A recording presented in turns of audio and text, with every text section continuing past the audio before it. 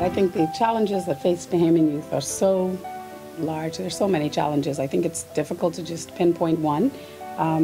Based on my experience in the education field, I think that there are three things that contribute to the challenges that Bahamian youth face. And they are, first of all, large class sizes. Now, there are two schools of thought as it relates to class size. But I am a believer that small class sizes tend to benefit children better. They tend to get a little more, they get more attention from the teachers for those that need it. Children's education is a partnership between home and school. And when this partnership is not working properly, is not functioning properly, when there is a lack of parental involvement, it tends to manifest itself in student performance. And finally, a lack of resources. I've been told that many teachers feel as though they don't have sufficient resources with which to carry out their function as a teacher. And it's very important to be well resourced if you're going to effectively teach a class of students. What we do at the Meridian School is we ensure that we offer a curriculum that is relevant and updated from year to year. One of the great things about what we do is our curriculum from year to year looks different. And because we partner with an international school, we get the benefit of their persons that research curriculum and research best practices. So our students benefit from international best practices standards. And I think that's very, very important, that a curriculum is relevant.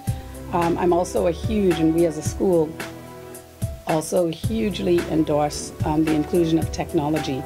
I'm sure you appreciate that the time in which we live suggests that children must be tech savvy in order to function. So we have a wonderful integrated technology program throughout our school. As a country, I think we ought to very, very carefully monitor our curriculum content and be sure that it is updated and that it is relevant to what's going on in our society, in our community, and indeed throughout the world. I think curriculum is key. It's very, very important. Secondly, I think it's important for us to take advantage of the technology that's available.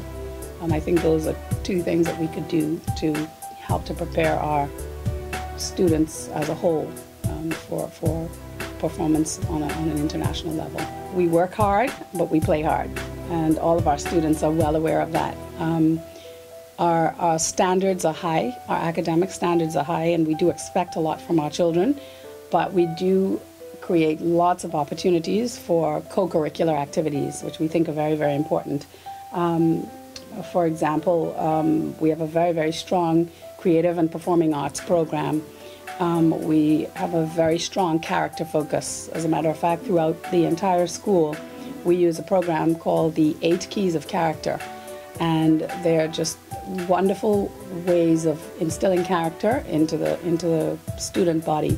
So we talk frequently about integrity and about ownership and things along this line. And every child, from the 2-year-olds who are becoming familiar with it because they hear it so much, to the elementary students who understand because they hear it so much. And we encourage them to put these things into everyday practice as well.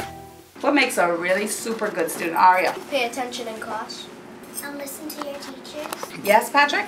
Do what they tell you to do. Like, always give it the best you have. One of the 8 keys is called This Is It, right? Yeah, what do you guys remember? What does This Is It mean? I keep a happy attitude no matter what I'm doing. Right. Don't sob when you're supposed to do the subject you don't like. Just go with it. Never quit. Never quit. I like that. That's a super good one. Social responsibility. We encourage our students to be service-minded, and that's a discussion that we have very frequently with our boys and girls. We seek opportunities to serve our community. For example, in the last, well, for many years, for perhaps the last 14 or 15 years, our choir has been performing with the Rotary Club of West Nassau at their Night of Christmas Music.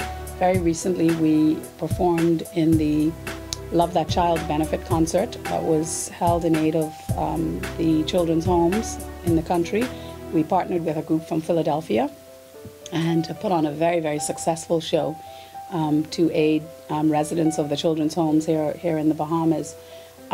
We also participated in the Empty Bowls initiative very recently, which is an initiative that has been created to end hunger in the Bahamas and to shed light on the fact that many boys and girls go to bed hungry, and to encourage awareness among our children.